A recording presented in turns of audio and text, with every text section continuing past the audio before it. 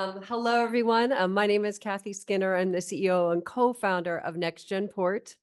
I'm a former college volleyball coach turned entrepreneur. I'd like to start with the end in mind, where we're bringing this investment opportunity to you, where we're raising $2 million on a convertible note, of which $500,000 is outstanding. Let's get started. 20 years ago, cancer came to my house. We all know someone who's been touched by cancer, and for me, it was my father when he was diagnosed with multiple myeloma. Sadly, he passed away. But his cancer journey set me on a course to go from collegiate coaching to work as a cancer exercise specialist, and then to launch a digital health platform for cancer survivors, and now to launch NexgenPort. Like my dad, 50% of patients undergoing treatment suffer from low white blood cell counts that lead to an infection and a delay in cancer-fighting treatment. Infections lead to unplanned hospital admissions costing $2.3 billion annually. Up to 50% of these hospitalizations are avoidable with early intervention. Imagine the impact we could have on a cancer patient's outcomes if we could detect signs of infection before they even have symptoms, plus saving over $1 billion. Current methods of monitoring patients at home in between treatments are missing critical health information, and we created a better way. NexgenPort is the first of its kind implanted smart port that detects early signs of infection by measuring changes in blood cell counts, heart function, and vitals. Every year, 800,000 newly diagnosed patients receive an implanted chemotherapy port. We've reimagined the conventional port, but added the extra features of data collection and remote patient monitoring. This is how the port works. We add electronics to the port. The port's implanted. We analyze blood cells as they flow by the optic probe, send data to the cloud for analysis and sharing. Going deeper into the technology, we add microelectronics and a battery to the body of the port, and fiber optics and cytometry sensors to the catheter. Using the science of light scatter, we analyze the blood cells as they flow by the optic probe in real time.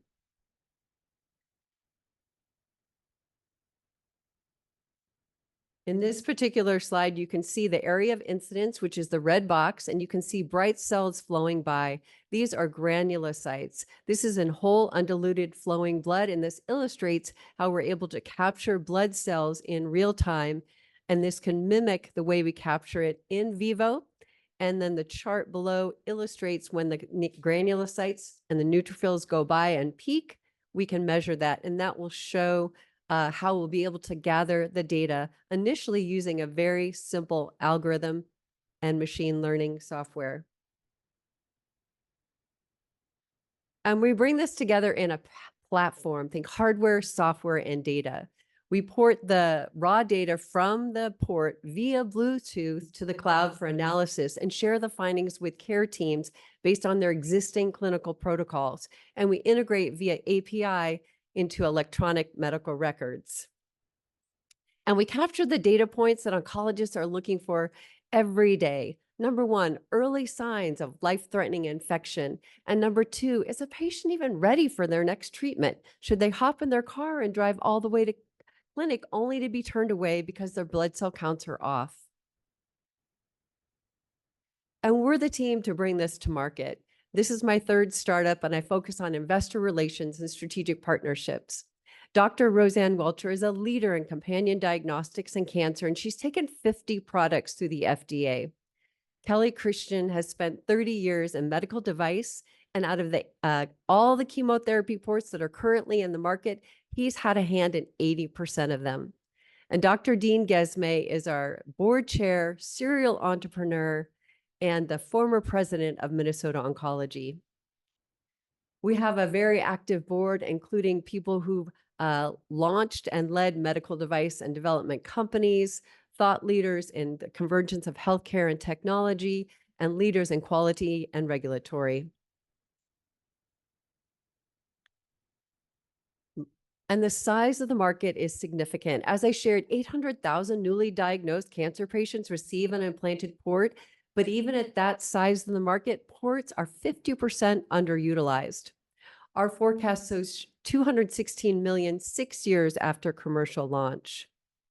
And we see strong segments of growth over the next 5 to 8 years, including selling chemotherapy ports, software as a service for managed patient services, and AI predictive analytics. And focusing just on the first two, our revenue for the first year shows 7 million in year one and 19 million in year two. Looking at the financials, as I shared, we're looking at 216 million 6 years after commercial launch. Year two shows us cash flow positive and a CAGR of 76% compared to small cap average of 20%. But what does this mean in terms of savings? If we were to look at just 100 patients, all 100 patients had an implanted port plus software as a service. That's almost $200,000.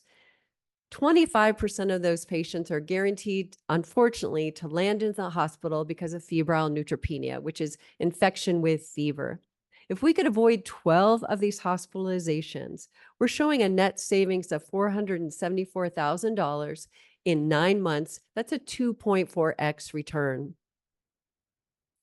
I'm proud to share that we hold all of our own intellectual property. We had our first patent issued in 23. We have a second patent published, and we filed a provisional last September. We're pursuing the FDA for a breakthrough device designation, as well as a 510(k) for our minimal viable product. When you think about acquisition, of course, it would make sense to think about port and device manufacturers, but there's also opportunity with digital health and data, as well as an interesting opportunity for pharmaceutical manufacturers.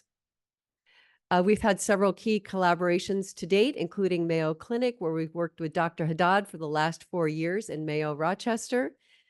We completed the Mayo Clinic Platform Accelerate program, where we built a predictive model around neutropenia risk.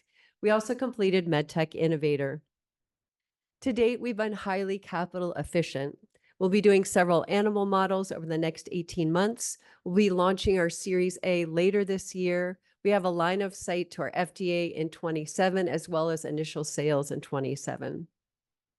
We've had several key investors to date, including Baxter and Mayo Clinic. And again, I'm bringing this investment opportunity to you where we're raising $2 million on a convertible note. $500,000 is outstanding.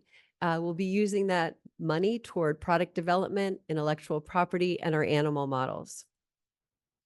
Bringing this all back home, I like to think that if NexgenPort had been available when cancer came to my house, my dad would be here today. Thank you. I look forward to your questions.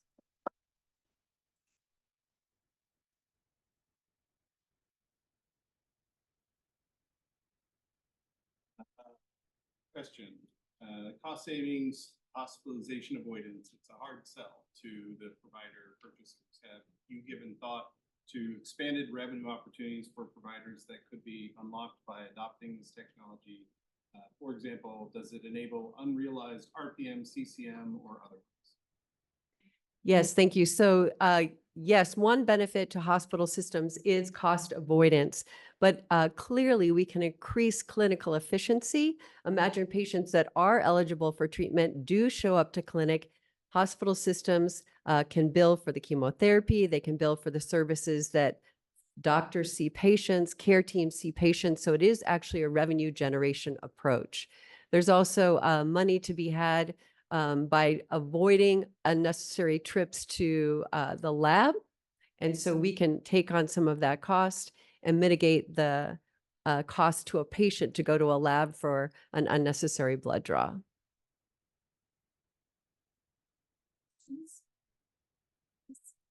I'm aware of 2 instances, family, where the port was removed after a time for whatever reason. I would assume, but if the port was only there for chemo or in the first place, I would assume if they had your port in there with data, there'd be additional reasons to leave it there and continue monitoring, correct? Am I right on that? Yeah, so there's several things that you have in play in your question. One is that how long are chemotherapy ports in? On average, they're in the body for 9 to 12 months. They're the implanted port, the benefit is a low risk of infection because the skin creates its own barrier to infection. So the infections we're addressing are cancer-induced infections and treatment-induced infections. So yes, our vision is that once the cancer patient completes chemotherapy, there would be value to keeping the port within the body for surveillance reasons. There down the pipeline, we're looking at circulating tumor cells as a possible identification. We can also expand to other conditions where monitoring of blood cells would be of value, or other vitals would be of value, whether it's dialysis or cardiac. There's other ways to take this smart implanted technology into other conditions. But initially, we're focusing on cancer because frankly, it's really well known that a port can be implanted in the body, and that's okay. So we're taking a dumb port, making it smart. We're not asking doctors or patients to implant something that's never been implanted before.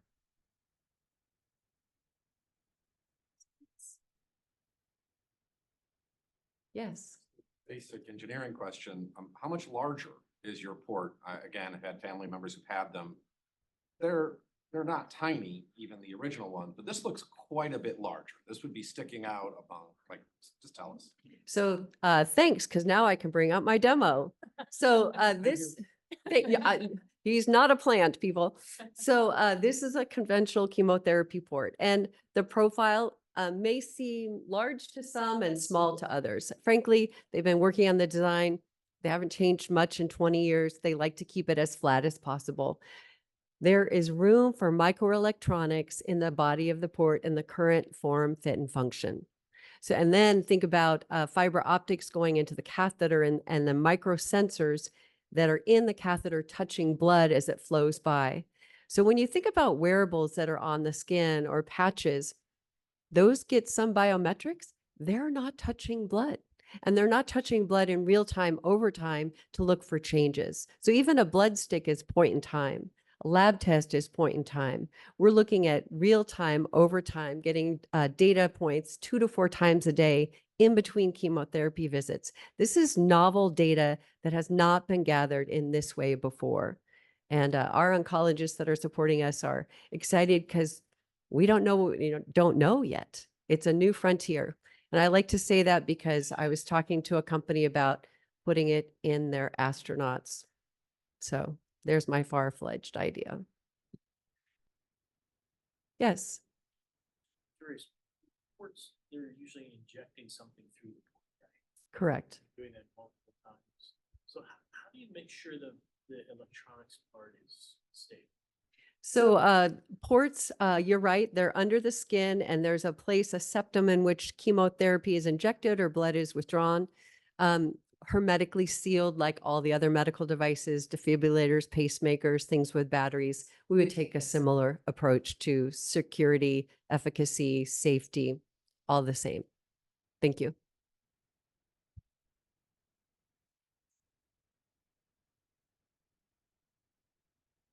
One online, you have data for how many patients are sent home without getting chemo or radiation because of high white blood cell counts? Yes, so the white blood cell count problem occurs in 50% of patients. 25% of those end up with febrile neutropenia, and that is the number of patients who can have to discontinue their treatment. So it's a very significant problem, but it's one that if physicians knew they could get ahead of with prophylactic antibiotics, blood transfusion growth factor, then that would circumvent the need to discontinue treatment and would thereby, based on research, if you keep patients on protocol, they're going to do better. So one thing I would offer from a business case, and if you're thinking about an investment, we have a very strong plan about how we're going to utilize funds. I know there's a lot going on in this slide. There's swim lanes. Some folks really love these. So, but thinking about the money that we're raising, how it impacts our development, how that impacts our clinical progression, our regulatory pathway, and also building out our team. So one of the asks we've had that since I've come to this program at Phoenix is we need a little more muscle in our C-suite. So who could join us to help us go from this stage of enthusiasm and growth and vision and patent protection and proven science into a growth phase where we will take our 510K into the market for research, add other features in consecutive multi-generational development, and move it into oncology first and then other states. So if you or someone you know has the C-suite muscle to help us raise money and grow the company, we'd be really interested in speaking to you about that. Yes? Yes, so a question. So Baxter and Mayo are corporate investors. With that investment, are there any other pulls on the company? Thanks for asking that. So Baxter, we receive funding from them through an accelerator in Chicago called mHub. So think of Baxter as like that one of the anchor sponsors or tenants. So there are no ties or pulls to Baxter specifically as much as supporting the accelerator. So that's where those funds came. Mayo Clinic holds several convertible notes in the company because they have a program called Know-How License Agreement. So we have a know-how license to gain access to Dr. Haddad. She's amazing. She's a thought leader in the space, and we've been working with her for 4 years. So there's no twists or ties around that except an exchange of knowledge for a convertible note. Yeah, thank you for your question.